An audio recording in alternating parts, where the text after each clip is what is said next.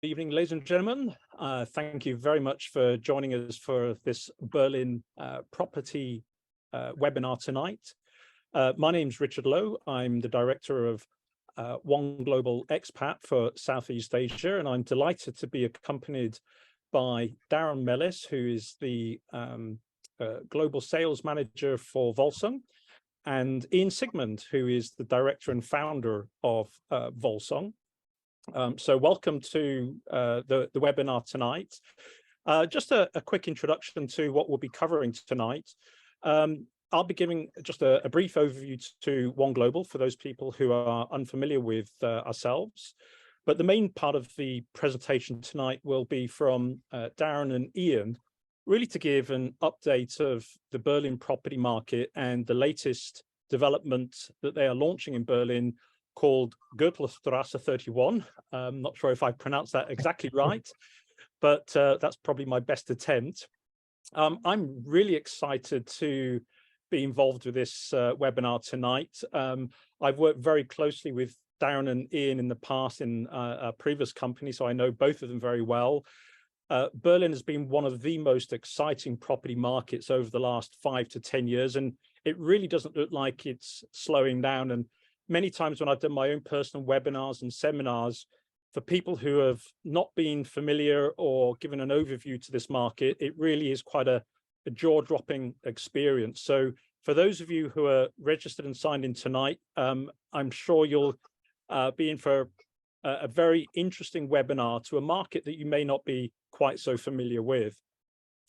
Now, just a little bit of background for anyone that's new to One Global.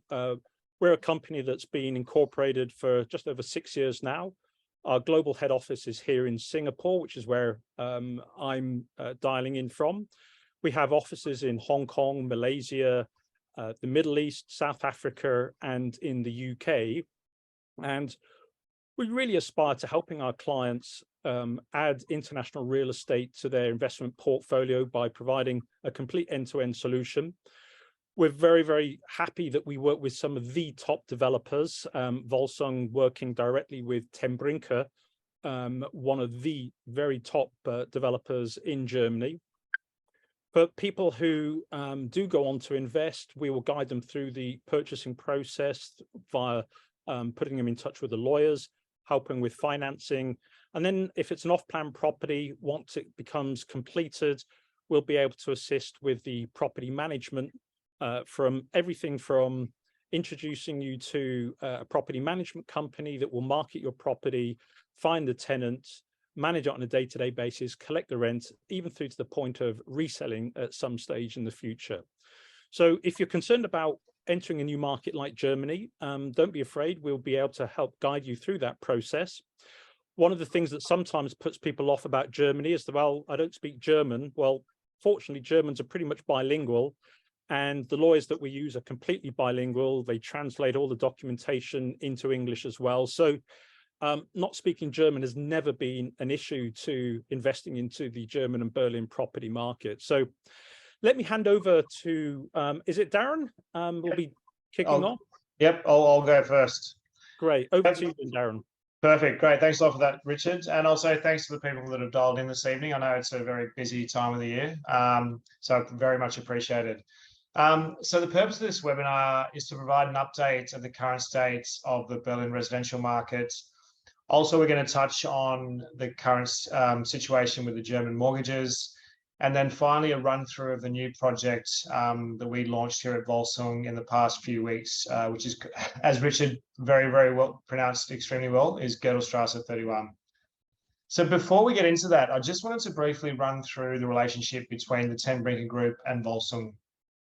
So the Ten Brinke Group are a major European developer who have been both constructing and developing real estate for well over 100 years. And specifically in Germany, they are now one of the largest residential developers in that market. Volsung was founded in 2019 to act as the sales and marketing arm for Ten Brinke outside of Germany. So up until that point, their residential developments were sold exclusively to local German buyers or institutional investors via their in-house sales team. So Volsung sits within the Ten Brinke group of companies, and exclusively sells Ten Brinke developments. To drill down even further on that, we will only take on developments that take on market developments that we believe make sense from an investment perspective.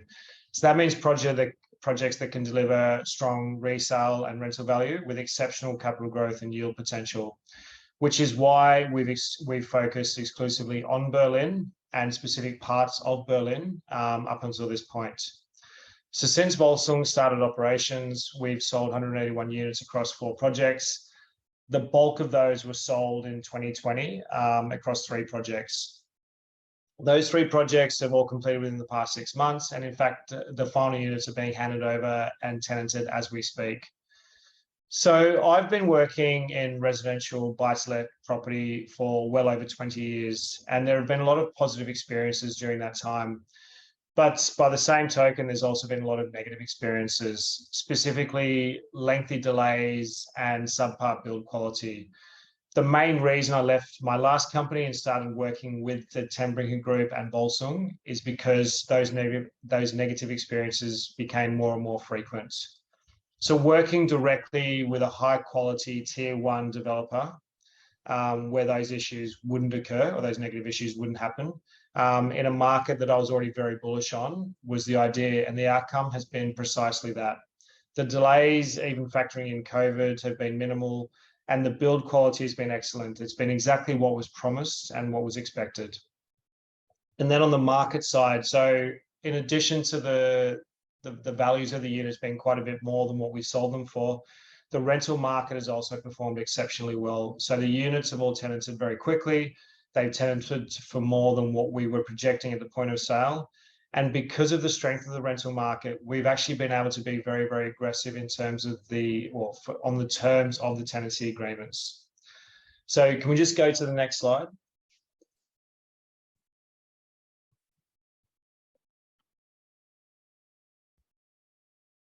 There we go. No, back one, sorry. So these are just some examples of recent Ten Brinke developments. So the top 2 were mixed-use projects. They were both sold to institutional investors. Each one was sold for well over 100 million euros. And actually the one on the top right was via the German government. It was a contract via the German government. And then the bottom 2 are residential projects. The one on the left was in Berlin, or is in Berlin, and the one on the right is in Frankfurt. And then just go on to the next slide. So I mentioned previously that Volsung will only take on projects that represent strong investment potential. And because of that, we've exclusively focused on Germany and Berlin, even though Ten Brinke do operate throughout Europe. So I thought it'd be useful just to expand on that.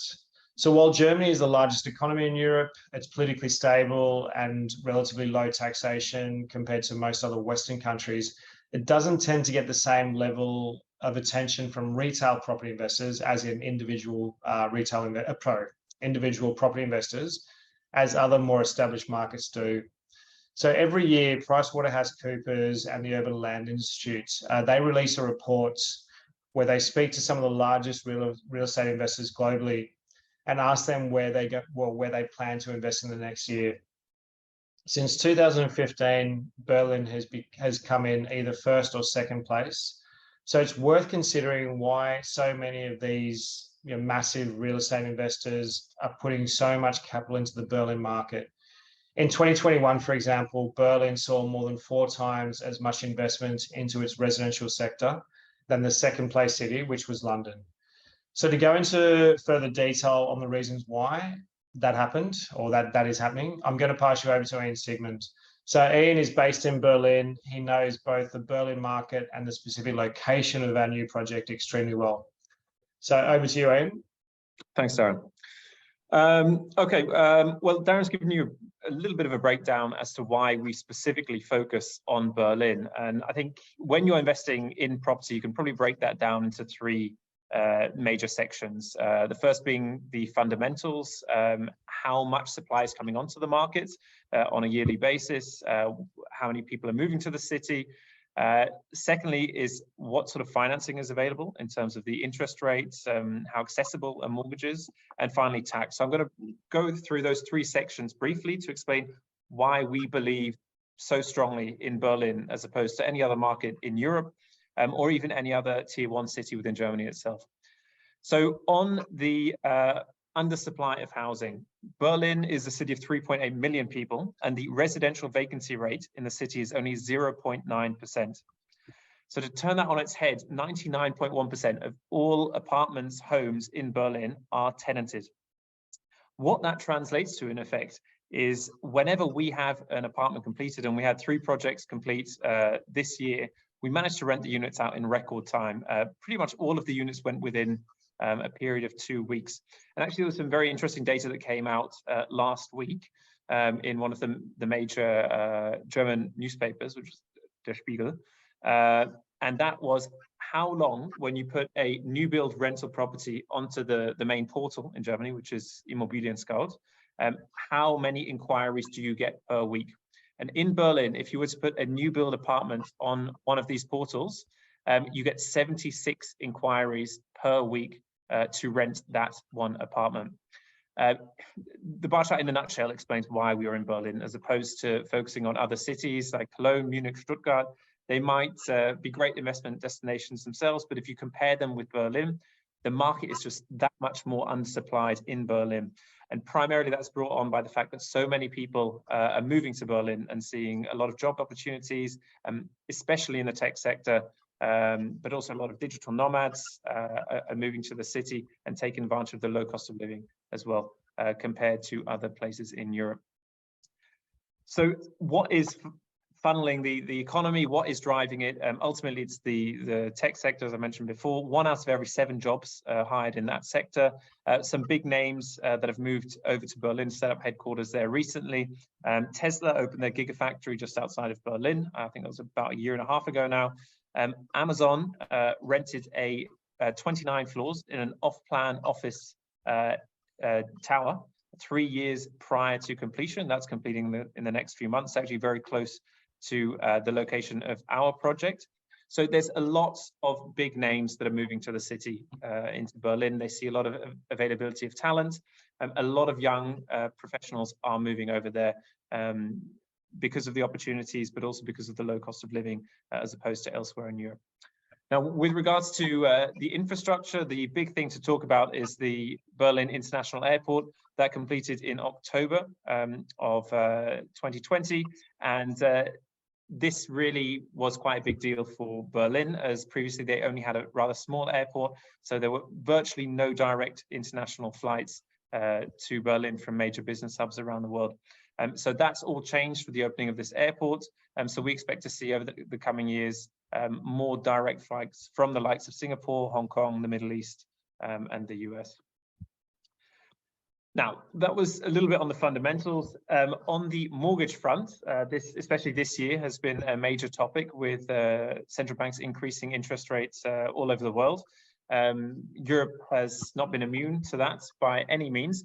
However, when you're getting a mortgage as an international investor, your terms are still a lot better than if you're buying in a lot of other markets. So at the moment, we're able to ensure that all of our clients get at least 60% loan to value on all projects. And the way we're able to do that is we work very closely with a pension fund in Germany. And before we launch any project, we will go to that pension fund and send them all the pricing details, specifications, floor plans, and ask them, based on this information, how much are you willing to lend? So we have a fairly concrete idea of how much our clients are able to borrow for each of the apartments. So for this project, a minimum 60% LTV. It's also possible that you're able to get slightly higher than that, but we prefer to err on the side of caution. The interest rates, however, are 3.85% for a 5-year fixed rate and 3.91% for a 10-year fixed rate. If you're comparing that with other major markets in Europe, take the UK, for example, being one of the most popular, your interest rates there for about a 1-2 year fix are around 6% at the moment, if not higher. So if we're comparing that to other markets, not only within Europe, but globally, it's quite difficult to find interest rates fixed for that long at these levels. Now, the final and probably one of the most attractive reasons to buy in Germany is the fact that as long as you hold an apartment for 10 years, you do not need to pay any capital gains tax on exit for that property. There are virtually no other markets within Europe that offer you the possibility of exiting real estate investment without paying any tax on your capital gains of that property. So Germany is really one of the few markets where that's possible.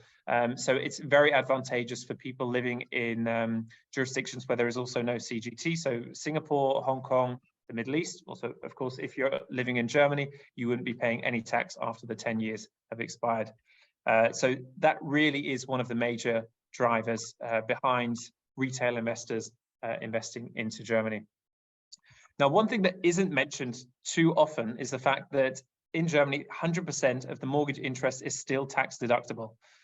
So despite the fact that the interest rates have gone up slightly, the burden for that doesn't hit the clients that heavily. The majority of the burden actually hits the government because you're going to be paying less income tax on your rental income because of the fact that the 100% mortgage interest is tax deductible. Now, on to the project itself. So the project is located on Goethestraße 31 in Friedrichshain. This is in East Berlin. We've got 60 units in total in this development, and we just launched a few weeks ago. We've primarily focused the project on smaller apartments, so Manhattans and one beds. The reason for that is whenever we're building, we tend to cater for the local renter demographic. In this part of Berlin, it's actually the most popular district amongst expats in the whole city. So 30% of the population are made up of expats. The renter demographic tends to lean towards the 20 to 35-year-old range. The reason behind that is that it's just a very, very popular place for younger people to live. And there's a very, very vibrant restaurant and bar scene, a lot of cafes, quite funky sort of boutique stores that Berlin is very well known for. So that's why we've really built these smaller apartments between the, I would say, 40 to 55 square meter range. Now, onto the location. So if you see here, this is a map of what I would like to consider quite central Berlin, tilted slightly to the east. Friedrichshain, this district, is that whole section around here. So we are 5 minutes away to the S-Bahn and U-Bahn, so the overground and underground train station, all in time to the geographical center of Berlin, and the famous Alexander TV Tower is 16 minutes. So very, very centrally located project. You're 23 minutes to the central station of Berlin, 26 minutes to the Brandenburg Gate, and right next to that you have the German Parliament. And for those that know of Checkpoint Charlie, quite popular tourist destination, we're 29 minutes away from there. Just to give you an idea of where exactly we are located in the city. Now, if you're speaking to any Germans locally, the big sell, as they would know, is the fact that we are located in the neighborhood of Boxhagener Kiez or Boxhagener Platz. This is probably one of the most popular destinations in the whole of Berlin to go for, as I mentioned before, to go out to eat for restaurants. The bar scene is very, very popular. You've also got a lot of offices based around this area with smaller headcounts, so not necessarily the large multinationals, but they would be focused around this area. And again, that is what is driving a lot of these expats to choose Friedrichshain as opposed to anywhere else to live in Berlin. On top of that, the Media Spree is, I would say, 10-15 minutes away by bike. And along that river, the River Spree, you've got the headquarters for Coca-Cola, Universal, MTV, just to name a few. You've also got a little bit of history next door, and that's the Berlin Wall. So yeah, again, 10-15 minutes away by bike, you can reach the Berlin Wall. Furthermore, the Amazon headquarters are completing actually in 3 months' time. They're going to have 1,000 to 1,500 employees, I believe, based out of that location. That's about 15-20 minutes away by bike from us, and really going to add more and make this area even more attractive than it is already. Zalando headquarters around the same distance away. That is the largest e-commerce fashion retailer in Europe, and Berlin's actually largest company by market cap. And finally, Friedrichshain is also home to the Mercedes-Benz Arena. So that is the location for concerts. Any major events happening in Berlin will be based out of here. So again, it's about 20 minutes away by bike, or you can use the overground train to get there in about 10-15 minutes. Now, just to put a few pictures to these places, on the right there is the Amazon headquarters, or what will be the Amazon headquarters. It's, as I said, it's completing in a couple months' time. You can already see the facade looks exactly like you see in this image. In the middle here is the red iconic Coca-Cola headquarters on the Mediaspree, and the bottom left, Zalando headquarters, which has quite a futuristic feel, especially if you go inside the building itself. The top left is the Mercedes-Benz Arena, so that's where all of the concerts, major events will be held. So all in all, Friedrichshain is an area where there is a lot going on, and this is why it really has that international presence and is the most popular area for internationals in Berlin. Now that pretty much summarizes the project itself. I thought it might be worth very briefly going through the acquisition process and how that works in Germany.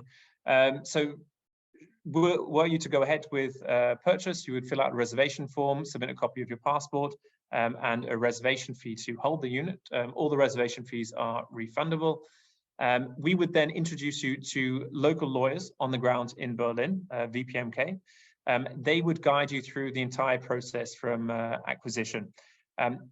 We will still remain there. So Volsung are there from acquisition all the way up until completion. So if you have any questions, we provide regular construction updates each quarter, but anything that might arise, we would be around to assist. Most importantly to note, unlike in markets like the UK, where the lawyers are only there for the conveyancing, in Germany, they stay with you all the way up until handover of keys. So were you to have any questions throughout the build cycle, you can not only come to us, but also to your solicitors on the ground in Berlin. Now, the lawyers would sign the purchase contract on your behalf because it needs to be signed in Berlin. At that point, I would say about 6 to 8 weeks after reservation, there would be acquisition costs due. It's actually slightly under 9%, so that would be due 6 to 8 weeks. Now, the first payment for this development would only be due in September of 2023. The reason behind that is the fact that in Germany, all payments to off-plan new build developments follow the same structure. So that's 7 milestones, and the first being 25%. So developers are only actually allowed to ask for payment for work that they've already completed. Clients are not allowed to make any payment without the developer having completed that section of the works. So that pretty much wraps it up from me. Would be happy to answer any questions should anyone have any. Thanks very much, Ian and Darren, for sharing that. It was a great overview, I think, to Berlin and this particular project. And as I mentioned, it's a very, very exciting market. So for any of you who have questions, I believe you are able to ask the questions online and speak through the audio. If you prefer, you can put a question in the chat box. So I'll have a look, see if I see any questions coming to the chat box. If not, if you are bold enough and would like to speak up, then we'll be more than happy to interact with you and answer your verbal questions. So please fire away.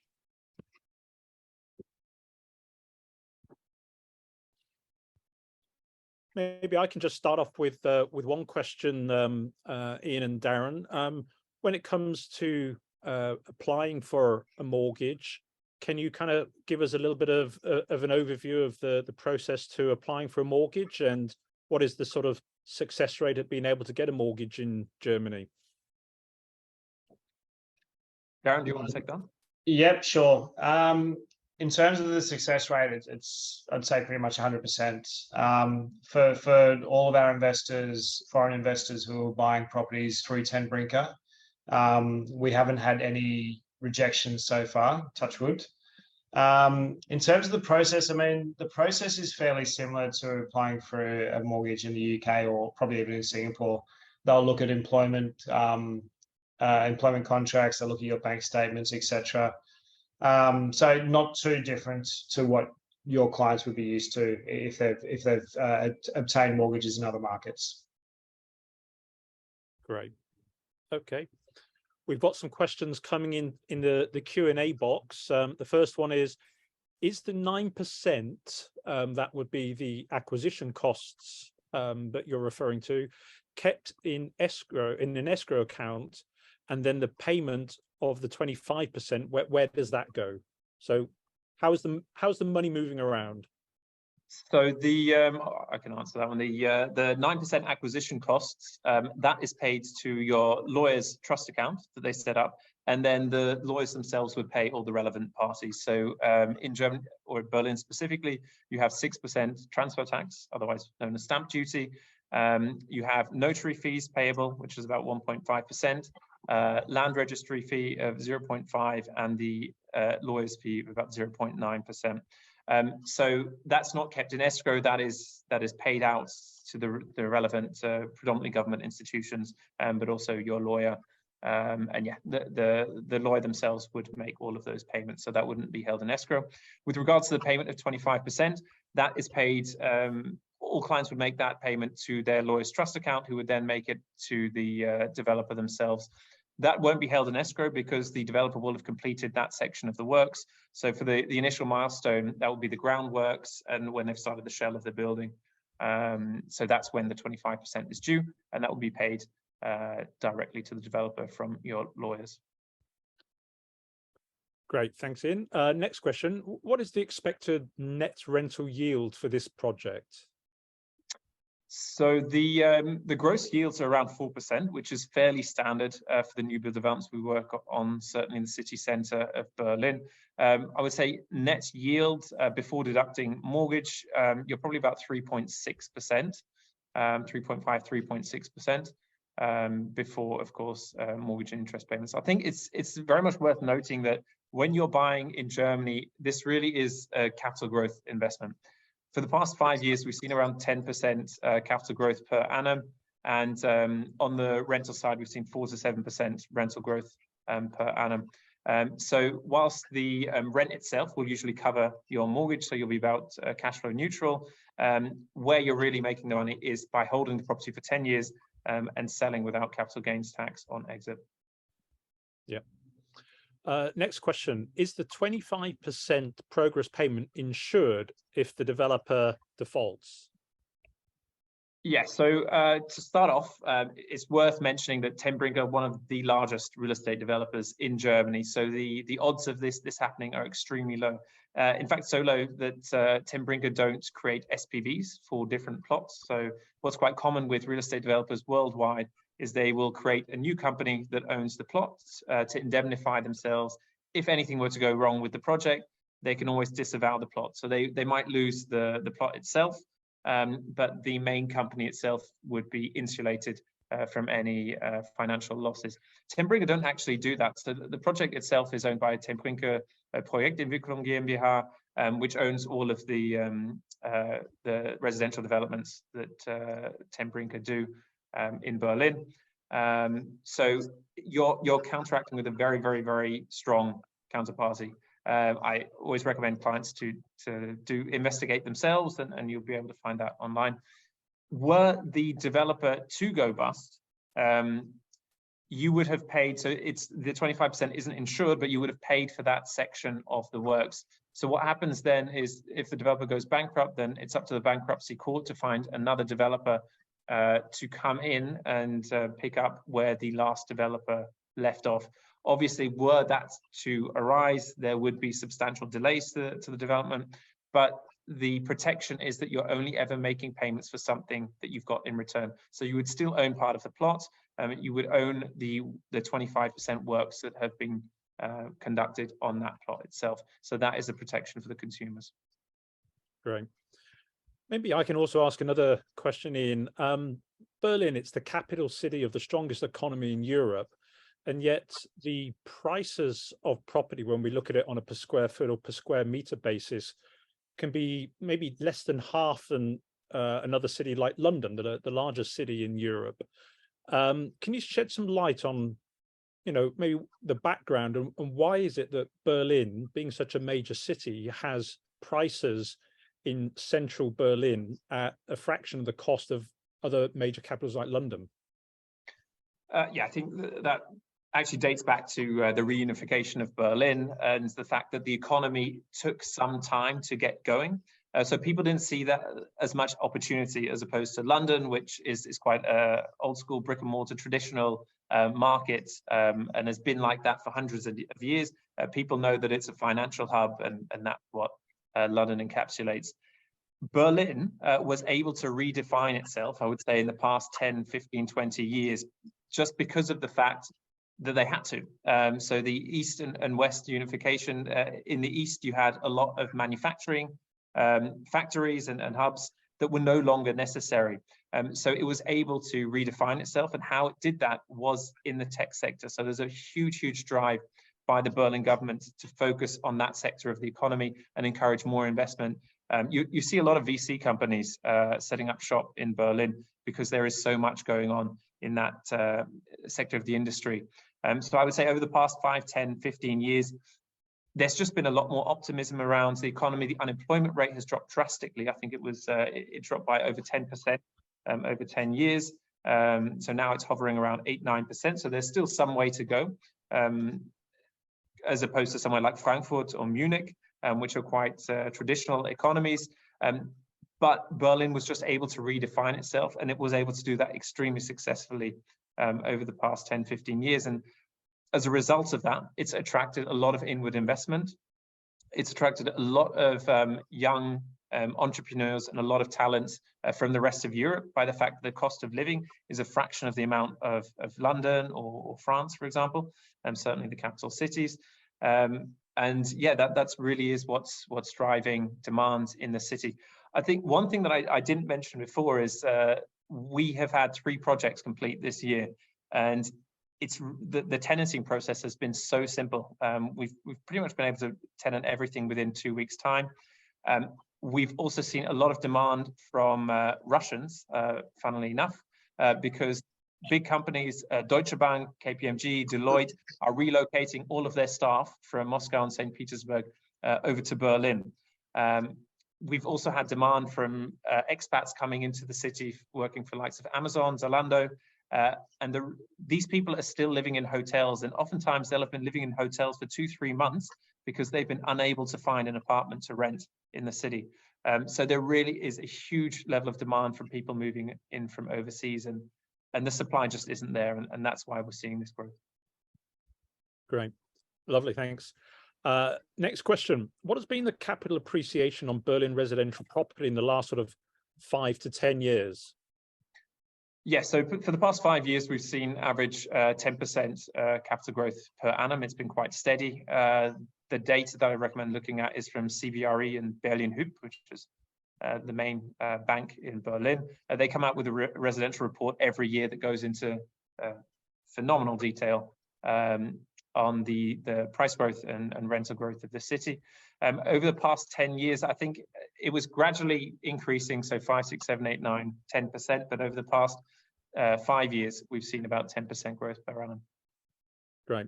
And I mean, looking into the future, based on the supply-demand issues at the moment, do you see that being sustainable?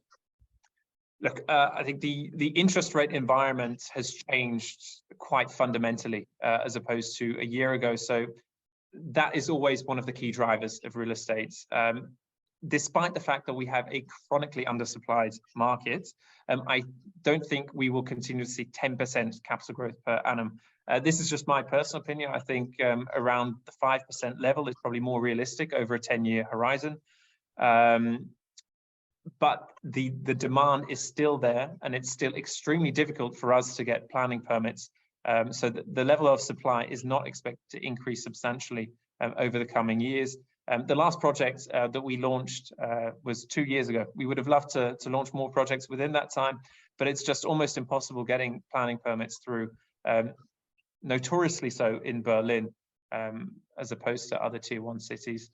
So we still see, with a 0.9% residential vacancy rate, we still see strong growth, but I would estimate it to be around 5% over the next 10 years per annum. So still a very healthy number. So great. I mean, just to perhaps wrap things up a little bit. I know when I speak with clients, if a client's primary goal is capital growth and they're comfortable to hold for 10 years, I will always share with them the opportunity of Berlin, assuming that there is a project available, which of course there is now. And I think one of the experiences I've had with most of my clients as well is that if they've had challenges getting financing in other markets like the UK, then Germany has been so much easier with virtually 100% success and, as you say, much more attractive interest rates. So I think for a client who's really looking for very solid long-term capital growth in a what we'd say a safe haven country and city, as Germany is, there really is few better cities to invest in my opinion. So I don't see any more questions coming in. Are there any sort of closing comments, unless we have any other quick questions coming in from the panel?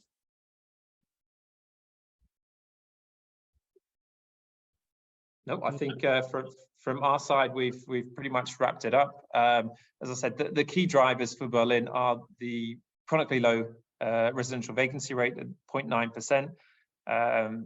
That's one of the lowest in the world for a capital city to have a 0.9% vacancy rate. That really is fueling the price growth. The financing, as you just touched on, Richard, is still lower than pretty much any other markets that overseas investors would be looking to invest in. And the fact that you can fix the rates for 5 or 10 years means that you've got that safety and security as well. There's no need to worry whether the interest rates will spike even further in the coming years. And finally, being able to exit an investment in Europe, certainly in the real estate sphere, without paying any capital gains on your profits is phenomenally attractive to a lot of buyers in the Middle East and the Far East.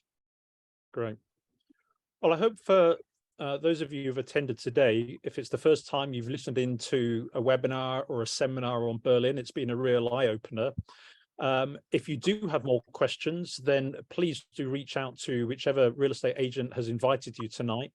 We'd be delighted to share more details, meet up with you, and go through in more detail the development and the Berlin investment case. So I think that's everything from my side.